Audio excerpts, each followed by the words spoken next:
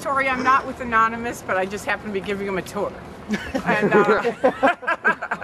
the Sea Org was run by L. Ron Hubbard. He started it because he started in England, St. Hill, and then he realized the IRS were after him, so he got on a ship and he stayed out in the ocean. And he got a bunch of kids and they called it the Sea Organization. Later they came on land and they're the guys in the uniform. If you see them, they're the Sea Org. They work 24/7. They get paid about $50 a week. They sign a billion-year contract.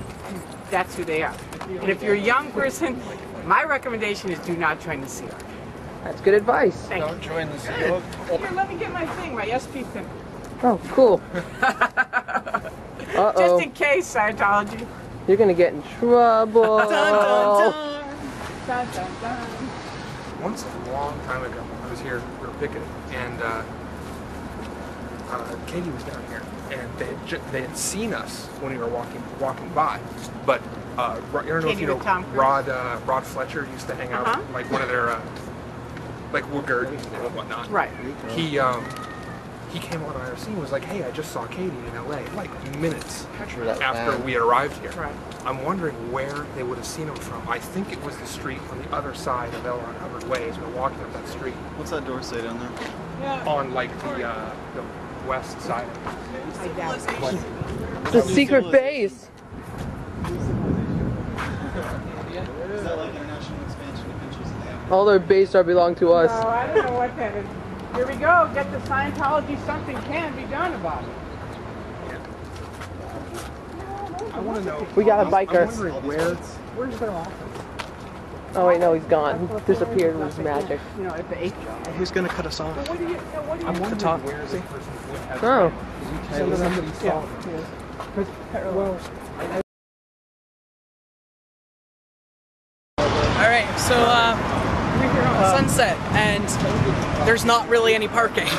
Okay, it kind of sucks. There's meters all along Sunset Boulevard and all over the side streets, but there's no real public parking building in this area of the city. Now the meeting place is actually 2.5 miles away, down that way behind us, down Sunset. So what we're pretty much going to do is we're going to try park around the Starbucks building, because that's where we're going to be meeting on February 10th at 10:30 in the morning down here in Hollywood. And we're going to end up walking toward the Scientology building, which is here behind us. But yeah, we don't recommend anybody parks in front of the Scientology building on Sunset, simply because they're gonna fuck. Yeah, they're gonna fuck up your car. I mean, come on. You don't want your license plate tagged by them. So park at meters. Put as much time in it as you can, and really be wary of 1 hour parking at various different businesses. You don't want your car towed or anything like that. You probably shouldn't park within 3 blocks anyway. Yeah, you shouldn't park with at least 3 blocks. So, between 3 blocks here at Sunset, we're at L. Ron Hubbard and Catalina. Park anywhere down there, about 3 blocks down that way, and you'll be good. In a moment, we're going to show you where the subway location is that will get you off closest on the red line. Yeah, the subway is right down here. It's down Sunset at Vermont. Yeah. Sunset and Vermont. The subway goes many different places. It'll all arrive at the same place. If you're strapped for parking, you don't have a car, you want to get down here, you can't find a ride, get to the subway station, take it down here to Sunset. Yes, and and when you go to your car, make sure that no one's following you. Where'd our bicyclist friends go? I miss them. I just want to say something, Anonymous. Normally when I walk on this street, L. Ron Hubbard Way, their security is here immediately. This is the first time I've walked down the entire street, around the entire building, and they haven't had one security guard come out. Hello? Because you're with internet superheroes. Scientology, hi! You guys are scared! You're with internet superheroes. We got Xenu! Xenu! What was it? Xenu wins the internet. Yeah. Huh. Look at this guy's truck. It's got a thing Where, which one? on the window of this white truck. Oh, nice. It's all dirty. They should have Xenu clean it. That's fire and rescue. Yeah. And I want to say this. In all seriousness, I mean this beyond belief. It's like yes, Xenu is funny to everybody outside of the church. It is their top secret thing. It is all over the internet. Everybody knows it. They inside don't know it. And why do we have to keep mentioning it right now? I only mention it because they lie about it. But I say they have abuses that they do every day. That's what we should be hitting on, right? They stop free speech. They break up families. They lie about their ex-members. Just those three things alone. You know what I mean? You couldn't ask for much more. Yeah. You tell them about Snow White and Reese Witherspoon, and they don't know, and it's like when they hear it, they're like, yeah, how could they do something? They think it's like a goofy little, Los Angeles, self-help, goofy little new age religion, but they'll laugh about it and they'll make fun of it. But when you tell them what's really wrong with it, then they're like, oh my God, no way.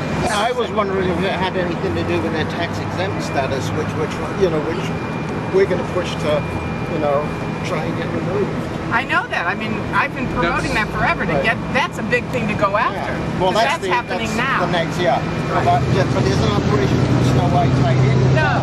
What happened with that was a big event where the head of Scientology got with the head of the IRS way later than what you're talking about and made an agreement that's sealed.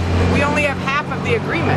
Okay. Basically what happened is that the church decided it wanted to be able to do its tax-exempt donations, so they had thousands of members sue the IRS, and the church provided the lawyers. And they basically just beat the IRS into submission. They pounded them into the ground until they said, please, please, no more. And I was one of them who was a whistleblower. We went down there and handed out flyers. If you'll tell us secrets on the IRS, we'll give you $10,000. I only did it one day, but I'm sure they did it many times. And then they get the dirt, then they have the big meeting. We know this stuff.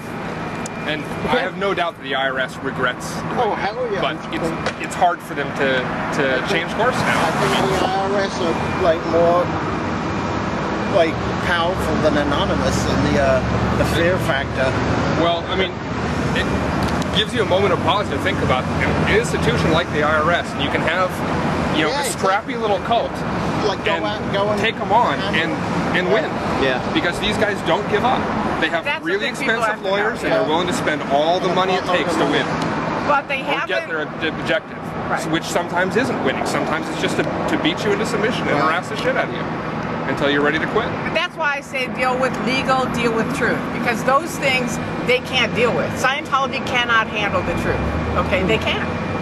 That's a plain fact. So if you deal with truth, you can go on all day. They can't arrest you for truth. Now, if I recall they try, but they can't.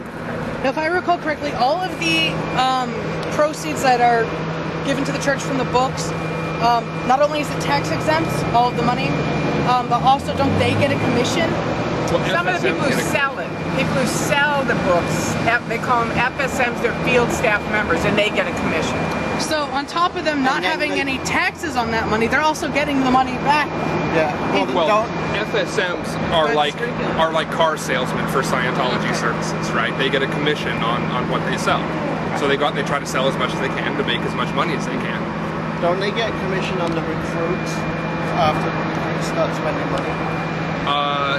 Not like a lifetime commissioner, no. I mean, like if you sell a service, you get a commission on that service, not on whatever other services they may buy down later the road. on. Yeah, right. Yeah, you don't get like but they get to write that off on their taxes, right?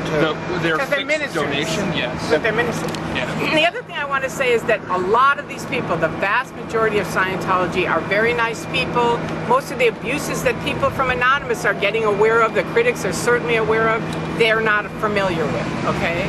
They're there for a different reason. So you've got to understand that most of the critics are against the abuses of Scientology and the executives who run those programs, okay? Right. It's not the people. No, we're not against all of these people, they're just the victims. They're just the victims of it, and they don't even know it. My whole thing is they don't even have the full knowledge of their theology to fight back an argument. That's how I came up with the Truman the knowledge of their theology. Right. And that should be your goal, just to educate people and to educate them, Here, you have the information now. What you do with it is up to you. Right. But you have to know they have plexiglass, it bounces off, they often don't hear anything you say. I happen to hear what Frank said. Because he said it very nicely to me, and he asked me a very simple question, which was, if you're so free, why can't you read a book? Good question. We have a